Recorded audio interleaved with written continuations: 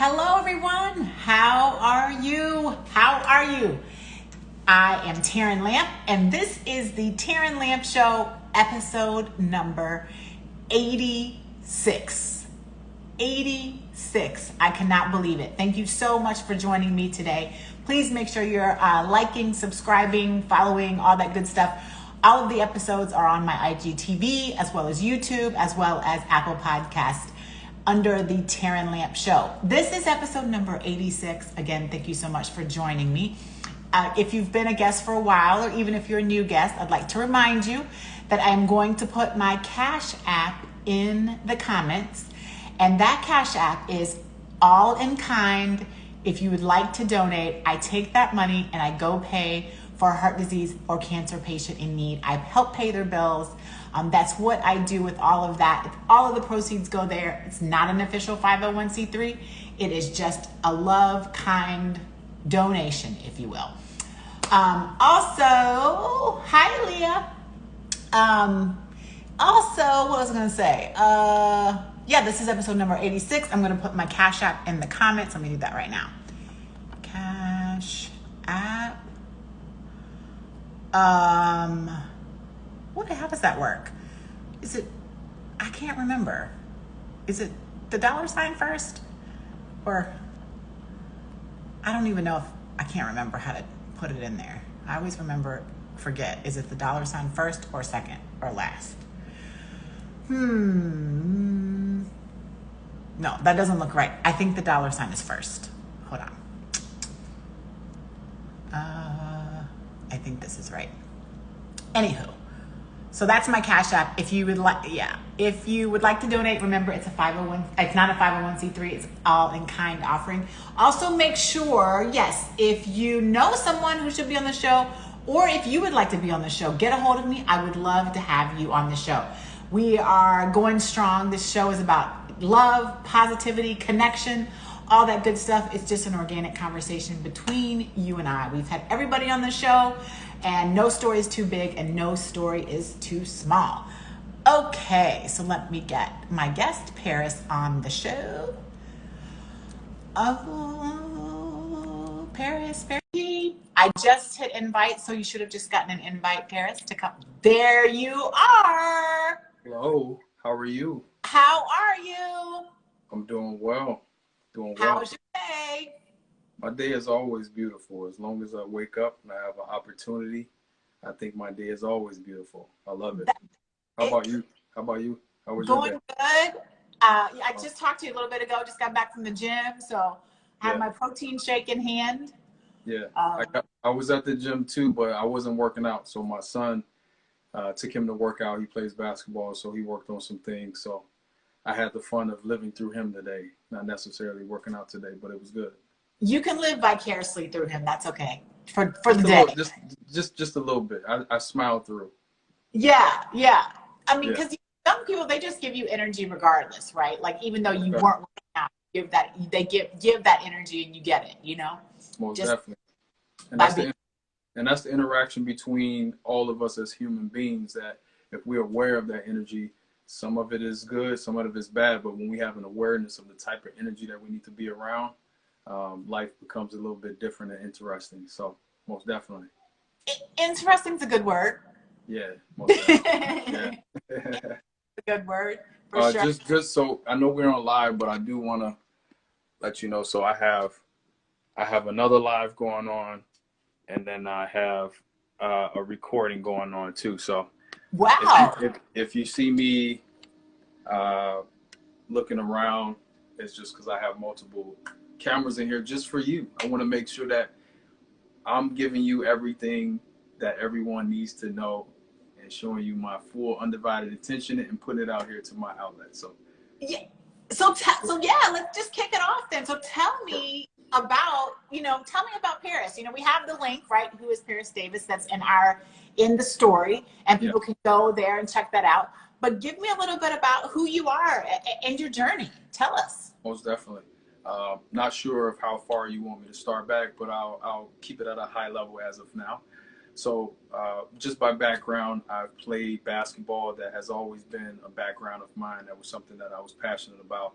that led me going to a high school, which was a Catholic high school. And at the time, from where I'm from, that wasn't the typical place where you would go just for school. You would go to your normal community college, whatever district you're in.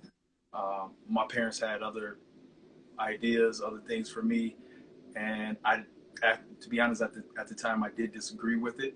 But in the end, I noticed that there was some positives, and they outweighed the cons. After I realized that out of the years, and went to St. Joe's High School, played basketball all 4 years, and then received a basketball scholarship to go to college. That was the biggest thing for me, no matter what, was to get to college, because I knew if I got to college, I was able to take off and do anything that I wanted to in life. And then once I got to college, it was up to me now to figure out, understanding that, yes, it's about basketball now because that's why I'm here. That's what got me here. But now we have to think about life after, and what should I do now after I'm done with basketball, even during basketball. So I started dipping and dabbing, and majored into biological science, which is the study of life. At the time, I used to tell my teachers, why am I studying this? It wouldn't help me, but now that I see in life, it does help me. Biological science helps me to be aware, helps me to observe, helps me to understand life, humans, and just how we all come together within this universe. So that's a great thing.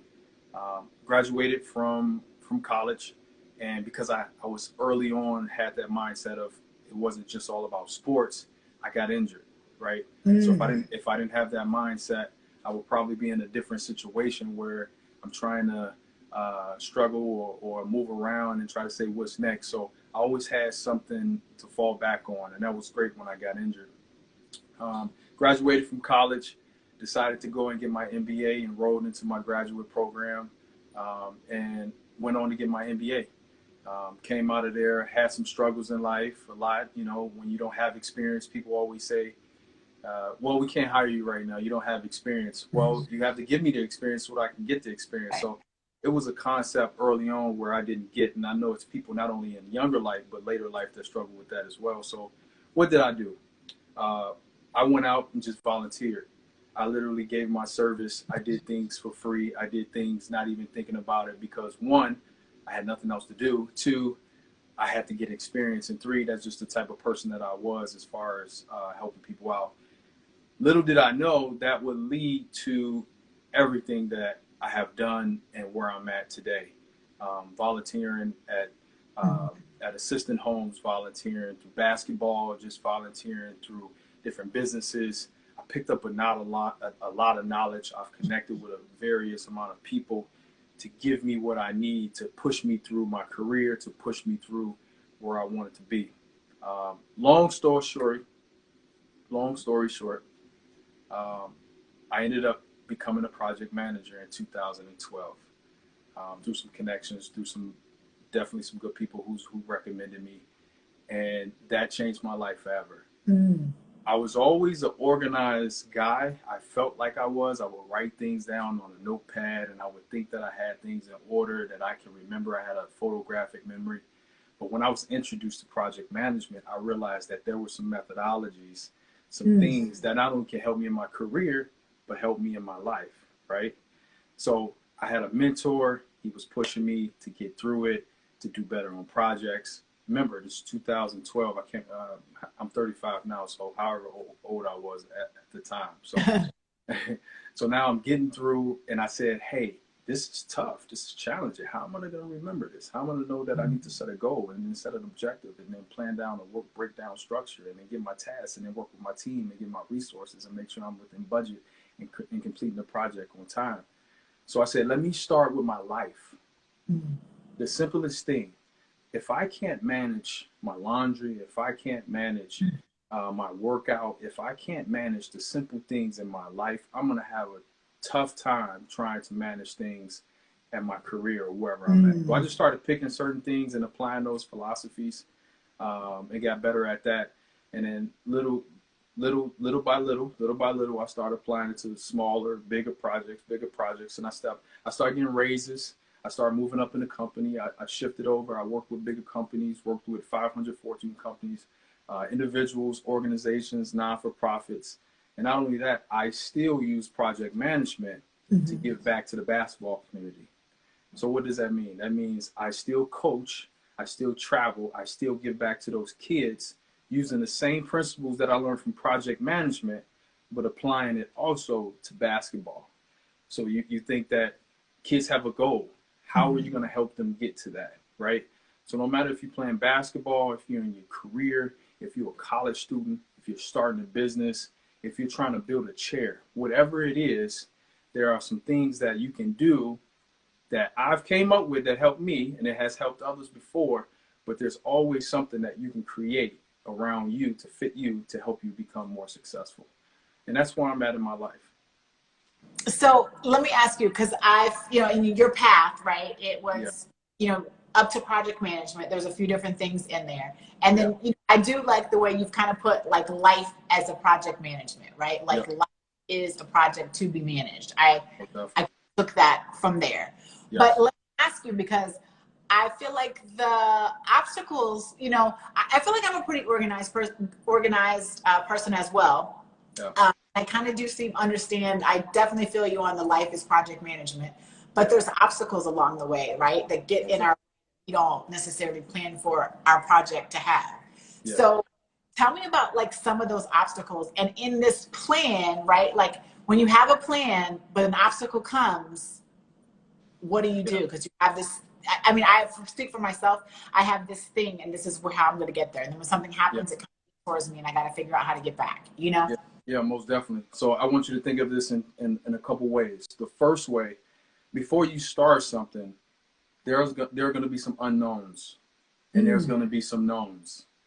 So for the knowns, you can plan for. For the unknowns, you leave them in a list of unknowns, but you can try to create scenarios around them.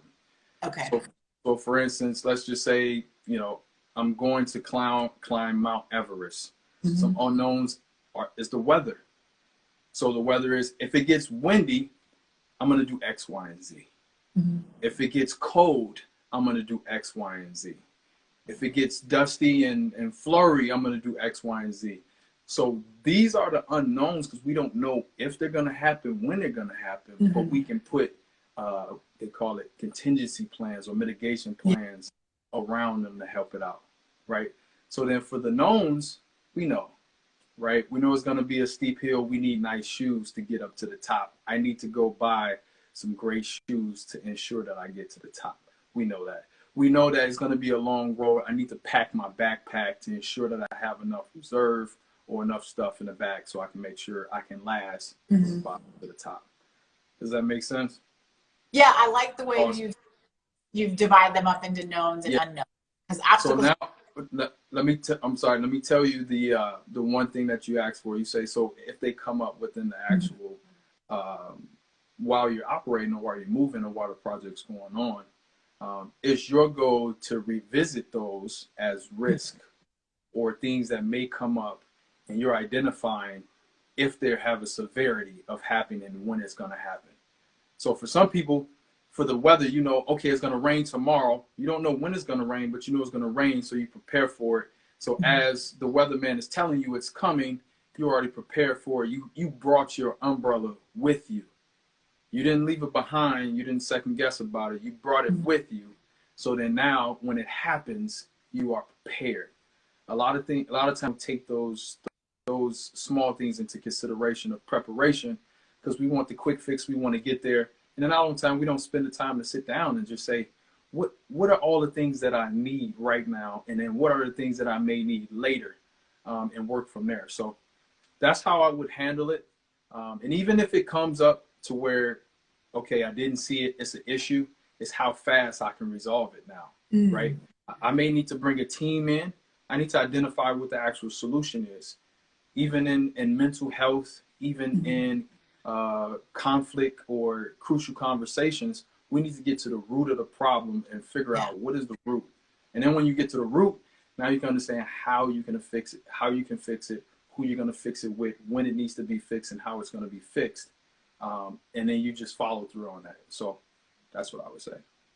Yeah, I mean, I think, I like there's a calculated plan, a calculated risk. I call it kind of, you're calculating your and to can't calculate all of them. Some of them are going to come, but then you have to Exactly. think about what you're going to do with them and prioritize them. That's kind of what I heard you're Correct. saying. Correct. Is this an A, like, oh crap, or is this a C, like, you know, Yeah. it's not too dramatic, you know? Yeah. And I do want to mention that because we're talking so systematic now, and I used to get caught up too with it. It would say, oh, it has to be A, B, C, or it has to be, everything is not always going to align how you want it to align, right? So even if you get a twist or if something happens that you didn't plan for, you got to take it as a learning lesson, and then you got to capitalize on it, learn from it, and then pivot. I think that's the best thing to remember, because none of this is perfect. You can have 1,000 people tell you that they have a solution, they have a plan, they have a blueprint. It's all going to change or be updated at some point. So be flexible in your approach. Is pivoting difficult? For some, yes. Pivoting requires flexibility and creativity. So for you to pivot, you have to be flexible. And our mind is to say, we want what we want, and that's the route we want to go. But sometimes we have to go left just to come back right. Yeah. Or we have to be creative to say, I'm at a stop. What can I come up with, or what can I do to get around this obstacle or barrier? And those two right there allow us to just keep moving if we're creative and flexible. But when we're content, we're so structured to where we're locked in and we're not thinking outside the box, it's hard to move. You're rigid. Yeah. So that's key. No, I agree with that. I guess the question should have been not, is pivoting difficult? Because I think that's subjective, right, to each and every person. But I guess it's more like what you said about how do you pivot and how can you be, because, you know, in some things, I feel like I'm very able to adaptable or pivot, right? And then other parts of my life, not so much, right? So it's like, how can I, to your point, you know, I need to be more flexible in some areas of my life so that I can either reinvent myself, quote unquote, or pivot, you know, how you want to say it. But pivoting, and especially now, is so important. I think being is crucial. Yeah. So how do you pivot? Great question. It varies from person to person, but you have to have a process. A process creates a habit, or a habit creates a process. They go hand in hand. And then after you get that, if it's the right process or not, it becomes second nature. And then when it becomes second nature, you're able to sustain it.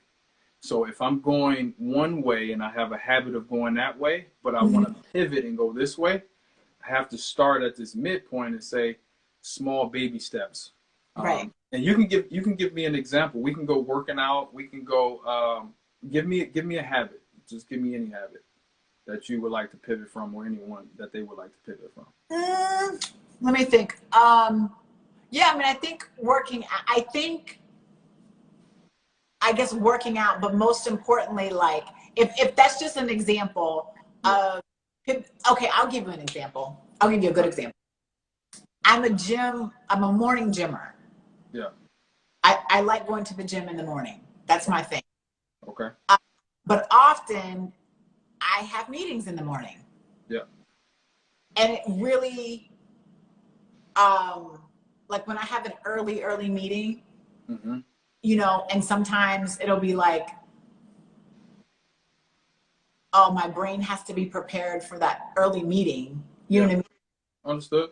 And it's not like I get to the gym really super early anyway, so it's not like a big, huge deal. But sometimes my brain is like, oh man, I've got to pivot from, you know, gym mode to meeting mode, you know? Yeah. And that's the balance though. That's not a bad thing. Being unaware of that is where we get at fault, right? If you plan to work out, but you're not cognizant of or aware of that you have a meeting and it's interrupting both of them. But if you're able to allude or allow enough time for both of them, then you free up the space of the thinking. But when they're too close together, it causes the brain to push it into I'm multitasking now versus I've done this, I've allowed enough time for me to get away from that, and now shift gears mentally for this. So how to pivot is to start by allowing enough time just for that, for any mistake that may happen in between. Hi, Michaela. Michaela? Am I saying that right? I hope I'm saying it right, but she's giving you some hearts. Is that Michaela? Michaela. Okay. Michaela. Hi, Michaela. Hey. Thanks for joining us and thanks for the hearts. How you doing, Michaela?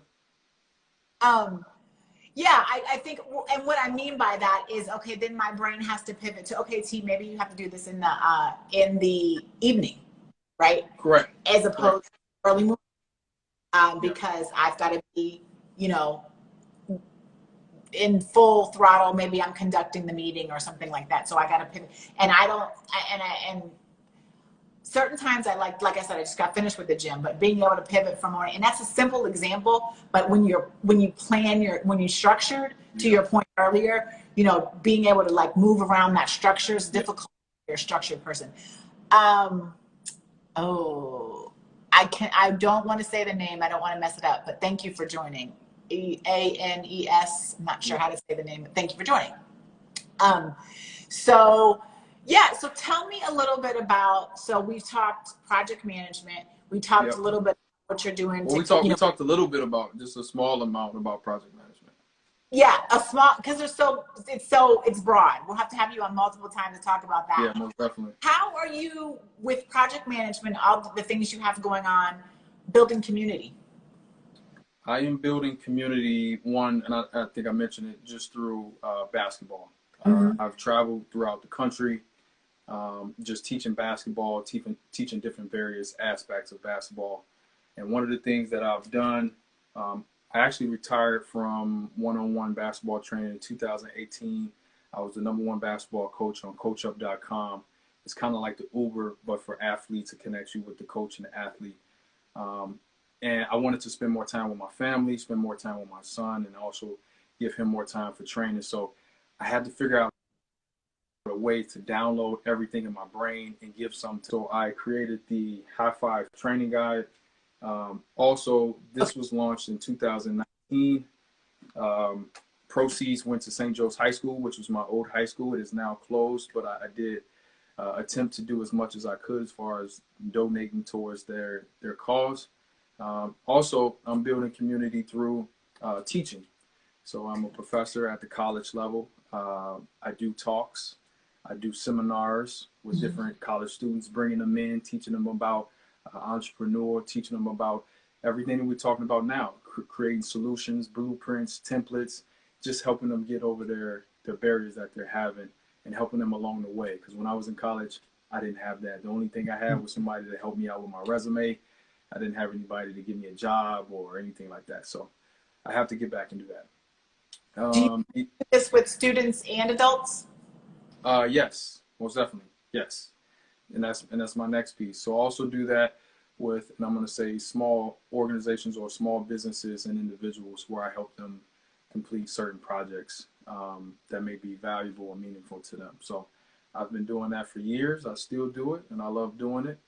And yeah, that's how I'm building a community. Who do you find is, I didn't send this one to you, but who do you find is easier to pivot? Adults, teenagers, college students? Is there one particular age range you say pivot? Because I don't know if I'm a good pivoter, you know, like I like the pivot thing. We're gonna have to come back to that topic because I like it. I'll be honest with you, that's a tough question to answer, but I can definitely say that you have to find the right motivator or the right stimulant. Because even like my son or just other athletes I train versus even an adult, or when I'm sitting down with them talking about finances, or you need to change this process in your project, it's the same thought level that I'm going through, the same process, no matter if you're a 6-year-old or you're 30, because ultimately I got to get you to understand what's the best way and the right way for where you're trying to go. Because I think the reason I asked, so the question, St. Joe's in Westchester. Yeah. So the reason why I ask is because I feel like I said, like I mean, just the words that I said lets you know that I don't know if I'm a good pivoter, right? Like I feel like I'm an old whatever, can you teach me new tricks kind of thing, you know? So pivoting, you know, I wonder if younger college kids are easier or better pivoters than us people who've, you know, been set in our ways. But, you know, I wouldn't say that. Like my mom's my toughest critic. So it's just and there's certain things that she'll do or do quicker when she realizes it from another source. Same with my son. Or same with anyone else. When you see a friend, you have a best friend, they've been telling you something for years, and then it took for the doctor or someone else to actually tell you before you listen. So we learn in different ways. One, we learn by being told, we learn by experience, or we learn when it's too late and it's an emergency. So the question is, what type of learner do you want to be? Yeah. Yeah. I do not want to learn. I can tell you, I do not want to learn when it's an emergency. Yeah, right. I would rather learn that strategy way before an emergency situation comes to me. I do know that part. Exactly. And if you do an evaluation just on every time you've made decisions and just the outcome, you know, where you're like, oh, I was late. Like even now, if I'm late for something, I always ask, what made me late? Or if I burned my food, I'm like, what just made me burn that? And I'll walk through it and understand it so I can say, I can adjust and fix that for next time. And then people say, how did you just get so good at that? I'm just focused on the things that hurt me first, or the things that didn't go right, or I'm learning from someone else. And I'm just making the adjustments. That's easy. That's observation. So is link the right word, or the correlation or whatever? I'm thinking project management, and I love pivot. I'm going to stay on that. Yeah, most definitely. Yeah. So what's the correlation or the link between project management here, and here, and being able to pivot? Because I feel like to be a good project manager, you need to be able to pivot. But sometimes necessarily you don't need to pivot. Most definitely. So if I feel like yeah, go ahead. No, I feel like there's both. I feel like you need to be able to pivot. It's almost like that song. You need to know when to hold them, know when to fold them, know when to walk away, know when to run. I feel like you need to know when to pivot, but you also may not know. In project management, you need to know when to not pivot. Yeah. So in project management, we call those KPIs. Yeah. Or you can just say key indicators or key performance indicators. You can do thresholds. So to kind of break it down, if it's a KPI, key performance indicator, at the beginning of the project or beginning of when you start, we say, hey, if we don't give 20% or complete 20% by this date, we're going to sit down and evaluate why, or we're going to stop the project. We need to pivot. If we don't get X amount of people for this event by this day or this time, we're going to sit down and do this, and this. You create up the strategy and say, hey, we're going to adjust our Instagram campaign. We're going to adjust how we do our marketing. So you can do it from that up front by identifying when you want to and what are the things that's going to potentially stop you, right? 9 times out of 10, the 3 things that's going to stop you is money, schedule, and people. Those are the 3 major things that typically stop people. Oh, I ran out of enough money. Oh, I don't have the money. Oh, I don't have the people. Oh, I don't have the time. So if you look at those things, those are the things you want to work around and say, okay, what is the time of when I'm going to reevaluate when I need to pivot? When is the resources? What do the resources need to look like before I need to pivot? What does the financials need to look like before I decide to pivot or keep going? So those are the 3 major things. And those are called the 3, you can call them triple constraints. Yeah, I like that. And like I said, I think we could do a whole thing on teaching people how to pivot and not pivot.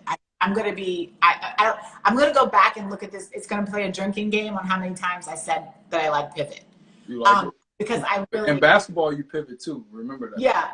Right. I know. Right. I'm doing my brackets. So I got to figure out, that's a whole nother story.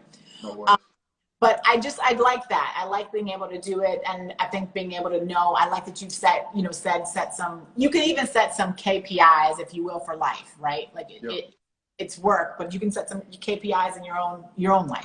So I know we're up to the time here, but like I said, we'll have to have you back on because I would like to have that strategy specifically. What does the future hold? Future holds expanding, helping more people, passing on the philosophy. I know you probably see the shirt Routine 64. 6 stands for 6 transformational steps. 4 stands for 4 focal steps. 6 plus 4 is 10. It takes 10 weeks to build a habit. So it's something that I've created to help people along their way, take them from stagnant to thriving, and just expanding and just helping people through solutions, online education, traveling, and just getting to know you more so we can help a lot of people.